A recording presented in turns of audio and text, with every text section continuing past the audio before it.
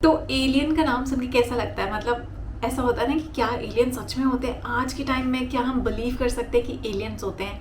इस्लाम का क्या कहना है एलियंस पे? एलियंस होते हैं या नहीं होते हैं? तो हमने साइंस के अकॉर्डिंग देखा, हमने नॉर्मल लोगों की तरफ से सुना। इस्लाम क्या कहता है एलियंस को? क्या वो मानता है एलियंस को? क्योंकि इस्लाम हम कहते हैं सबसे ओल्डेस्ट बुक थी कुरान पाक, जिसमें आपको गैलेक्सी के बारे में बहुत सारी थ्योरीज मिलेंगी। तो क्या एलियन से रिलेटेड भी कोई थ्योरी इस्लाम में और कुरान में हो सकती है? Now this will be really interesting.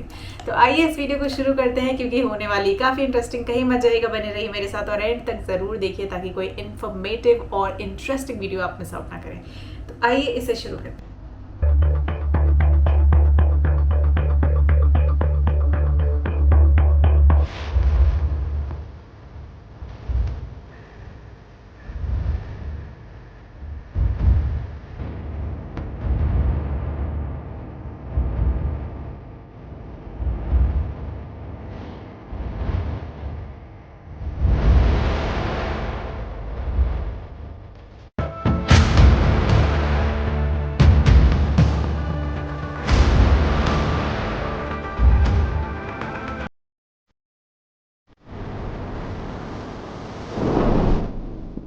इंसान ने जब से होश संभाला है, इस कायनात की वुसअतों को नापने और पेचीदा राजों को जानने की कोशिश में लगा रहा है। इस कायनात के वजूद में आने के नज़रियात से लेकर इसके इर्तिक़ा के नज़रियात हमेशा से इंसान की तवज्जो का मरकज़ रहा। हर दौर में एक सवाल ने इंसान को हमेशा परेशान किया है कि क्या इस पूरे कायनात में सिर्फ इंसान ही अकेली मखलूक है, या बाकी दूसरे सैयारे, सितारे या कहकशाओं में भी ज़िंदगी का वजूद है। इन सवालात और तजस्सुस ने हमेशा से इंसान को परेशान और खौफज़दा किया है। लिहाजा इसके जवाब में हर दौर में गैर मरई और खिलाई मखलूक़ात के बारे में मुख्तलिफ़ नज़रियात और फ़लसफ़ों ने जन्म लिया। खिलाई मखलूक या एलियंस का सबसे इब्तदाई तसव्वुर कदीम यूनान में मिलता है। अरस्तू, थैलस और एनेक्सिमेंडर जैसे फ़लसफ़ियों ने ये फ़लसफ़ा पेश किया था कि इस दुनिया जिस पर हम इंसान बसते हैं, हम कायनात में अकेले नहीं हैं। इस कायनात के अलावा भी बहुत सारे आलम ऐसे हैं जहाँ ज़िंदगी पाई जाती है। इस फ़लसफ़ा को कुनियाती तकसीरियत कहा जाता है। कदीम यूनान में टाइटन्स और ओलंपियंस बादशाहों को देवताओं की औलादे तस्वुर किया जाता था, जो दूसरी दुनिया से इस ज़मीन पर आए थे। यूनान की ये माइथोलॉजी एलियंस के तस्वुर से बहुत हद तक करीब नज़र आती है। इसी तरह कदीम मिस्री लोग शम्सु हूर नामी ग्रोह को खिलाई मखलूक मानते थे, और उनका अकीदा ये था कि वो दूसरे सैयारे से हमारी ज़मीन पर वारिद हुए थे। शम्सु हूर नामी ये मखलूक टेक्नोलॉजिकल एतबार से इंसान से कई ज़्यादा एडवांस थी, जिन्होंने पिरामिड और बेशुमार तामीरात किए, और उन्होंने हज़ारों साल तक इस ज़मीन पर हुकूमत की। बाद में उन्होंने ज़मीन की हुकूमत हम इंसानों को सौंप दी और अपनी दुनिया में वापस चले गए। 5,500 साल पुरानी सुमेरी तहज़ीब के तख्तियों और रिकॉर्ड्स में भी खिलाई मखलूक का तज़करा मिलता है, जिन्हें सुमेरी लोग अनुनाकी कहा करते थे। कहते हैं कि हमारी निज़ाम शमसी के बिल्कुल आखिर में नाइब्रन नामी एक सैयारा मौजूद था, जहां अनुनाकी नामी एक तरक्की याफ्ता मखलूक आबाद थे। लिहाजा ये कौम अपनी लालच और बढ़ती टेक्नोलॉजी की वजह से उस सैयारे को बर्बाद कर चुके थे। लिहाजा आज से 4 लाख साल कबल वो लोग हमारी इस ज़मीन पर वारिद हुए। वो मेसोपोटामिया यानी कदीम इराक़ में आबाद हो गए और यहाँ एक जदीद शहर की बुनियाद रखी थी। अनुनाकीज़ ने जेनेटिक एक्सपेरिमेंट के ज़रिया इंसान को पैदा किया और इस नई नस्ल को इस ज़मीन में आबाद किया। हज़ारों साल बाद इस ज़मीन पर एक अजीम तूफ़ान और तबाही फैल गई, जिससे अनुनाकी के तमाम शहर और तामीरात तबाह हो गए। लिहाजा अनुनाकी ने दोबारा अपने आबाई सैयारे नाइब्रन जाने का फ़ैसला किया, लेकिन वापस जाने से कबल उन्होंने इंसानों को बहुत सारे साइंसी उलूम और टेक्नोलॉजी सिखाए। अनुनाकी के जाने के बाद इंसानों ने उनके नाम की मंदिर बनवाई और उनकी पूजा शुरू कर दी, जिनकी परस्तिश कदीम बाबली, अक्कादी और सुमेरी तहज़ीब में होती थी। इसी तरह हिंदू मत, माया तहज़ीब, अटलांटिस और दुनिया के कदीम तहज़ीबों में किसी न किसी शक्ल में खिलाई मखलूक का तस्वुर मिलता है, जो हज़ारों लाखों साल कबल दूसरे सैयारे से हमारे इस ज़मीन पर आए और इंसानों को जदीद टेक्नोलॉजी से आशना करवाया।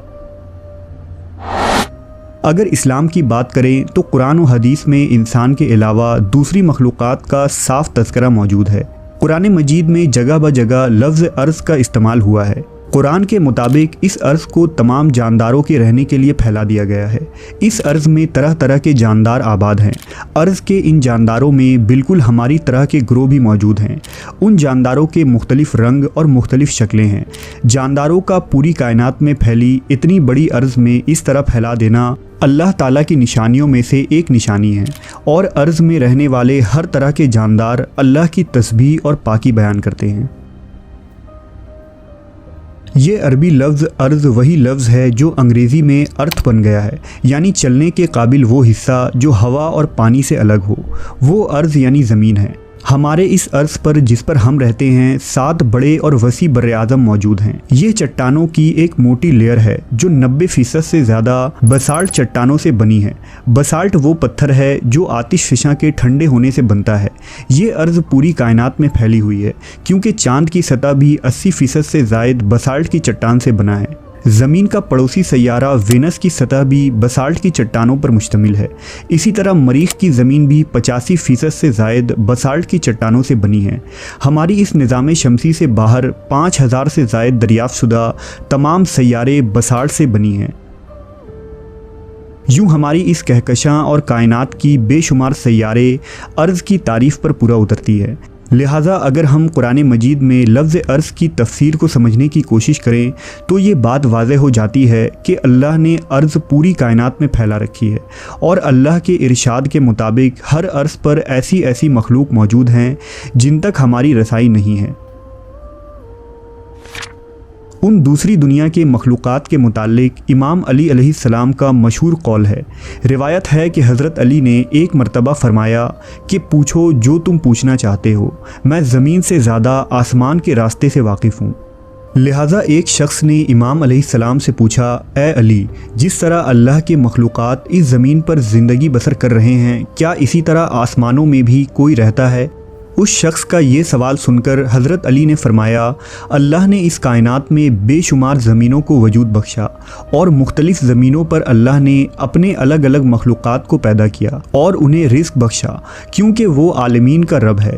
अल्लाह ने मुख्तलिफ़ ज़मीनों पर मुख्तलिफ़ अनासिर पैदा किए हैं और उन अनासिर से ये मखलूक़ात अपना रिज़्क़ पाते हैं। हज़रत अली का ये जवाब सुनकर उस शख्स ने पूछा, क्या उन ज़मीनों पर रहने वाली मखलूक को हम कभी देख सकते हैं? आपने फरमाया, हाँ, वो वक्त करीब है जब ज़मीन वाले उन तमाम मखलूक को तलाश करेंगे और उन्हें ढूंढ लेंगे।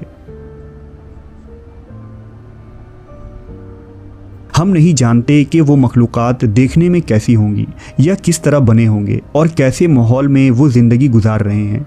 हम अब तक किसी सैयारे या सितारे पर कोई ज़िंदगी दरियाफ़्त नहीं कर सके। शायद अब तक हम इतने एडवांस नहीं हुए कि दूसरी दुनिया के मखलूक से राब्ता कायम कर सकें। मुमकिन है कि मुस्तकबिल में हमारी रसाई उन एलियंस तक हो भी जाए, लेकिन तब भी हम उनकी ज़बान बिल्कुल नहीं समझ सकेंगे।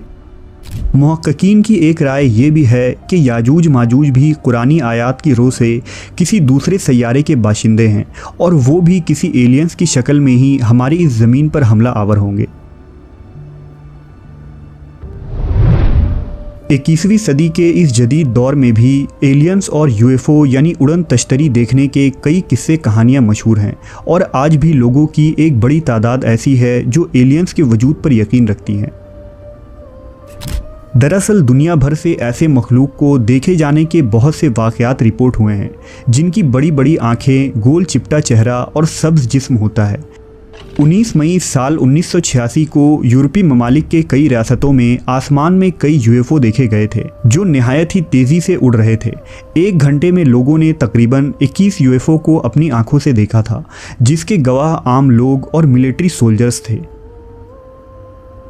इसके अलावा साल 1970 में अमरीकी इलाकों में बने सर्कल क्रॉप भी एक पुरअसरार इंसिडेंट था जो रातों रात खेतों में बन जाया करती थी और लोगों का मानना था कि उन दिनों एलियंस ने अपने क्राफ्ट्स को उन इलाकों में उतारा था और इस दुनिया में आए थे। उस वक्त क्रॉप सर्कल का मीडिया में बहुत चर्चा हुआ और इस मौजू पर कई किताबें भी लिखी गईं। यूएफओ और एलियंस के मुतालिक सबसे मशहूर और पुरअसरार जगह एरिया 51 है। एरिया 51 अमेरिका के नेवादा स्टेट का एक खुफिया फौजी अड्डा है। साल 2014 में एक साइंटिस्ट बुशमैन ने इस राज से पर्दा उठाया था कि एरिया 51 में कई एलियंस को कैद करके रखा गया है और उनके ऊपर सालों से रिसर्च जारी है। वो 5 फीट लंबी मखलूक हैं। एरिया 51 में आम लोगों का दाखिला ममनू है। ये एक हाई सिक्योरिटी एरिया है जहां 24 घंटे सिपाही तैनात रहते हैं। इस एरिया को गूगल सैटेलाइट में भी देखना मना है और इसके ऊपर से किसी प्लेन को भी उड़ने की इजाज़त नहीं। तो क्या हमारी इस कायनात के किसी कोने में ऐसी कोई मखलूक आबाद है जो टेक्नोलॉजी के एतबार से हमसे कई ज़्यादा एडवांस है? कुरान मजीद ने जिस दुनिया और आलमों का तज़किरा किया है, wow, so this was interesting. यानी एलियंस सच में होते हैं और हज़रत इमाम अली साहब ने जैसे बताया, जैसे यहाँ पे स्टोरी बताएगी कि किस तरीके से, जिस तरह से अर्थ में लाइफ एग्जिस्ट करती है, उसी तरह हमारे सोलर सिस्टम में there are 8 planets and 9th Pluto जो है वो ड्वार्फ प्लैनेट में काउंट होता है। ड्वार्फ एज इन वो काफ़ी दूर चला गया, अदरवाइज इनिशियली हमारे सोलर सिस्टम में 9 प्लैनेट्स हुआ करते थे। So now there are 8। And जिस तरीके से लाइफ अर्थ पे एग्जिस्ट करती है, देयर आर सिमिलर प्लैनेट्स जहाँ पे कुछ ऐसे मेजर एलिमेंट्स जिनकी बदौलत लाइफ एग्जिस्ट करती है वो बाकी के प्लैनेट्स पे भी पाए जाते हैं, जैसे मार्स, वीनस, इन सब पे हम एक्सप्लोर कर रहे हैं। तो वहाँ पे पॉसिबिलिटी हो सकती है कि बिल्कुल उसी तरह से लाइफ एग्जिस्ट करे और हमारी तरह वहाँ पे भी लोग रहें, विच वी कॉल्स एलियन, क्योंकि वो दूसरे प्लैनेट से हैं तो वी कॉल देम एलियंस। उसी तरह हम उनके लिए एलियंस होंगे। तो जिस तरीके से दिस मीन्स कि कहीं ना कहीं ये फैक्ट है, क्योंकि आप देखिए कहीं ना कहीं आए दिन यूएफओ जैसे इसमें बताया गया, न्यूज़पेपर्स में अनआइडेंटिफाइड ऑब्जेक्ट्स, फ्लाइंग ऑब्जेक्ट्स इस तरह से डिटेक्ट हुए हैं। तो इसका मतलब कुछ ना कुछ तो डेफिनेटली है, कुछ ना कुछ तो मे बी हमारे जितना एडवांस नहीं है। बट इस्लाम यानी this is a fact now and I mean truth that Islam इस बात को मानता है कि एलियंस का एग्जिस्टेंस होता है। आपका क्या कहना है इस पर मुझे कमेंट्स करके ज़रूर बताइएगा। मैं मिलती हूँ आपसे अगली वीडियो में, तब मगर ये बहुत मज़ेदार था, बहुत इन्फॉर्मेटिव था। Okay, bye bye, take care.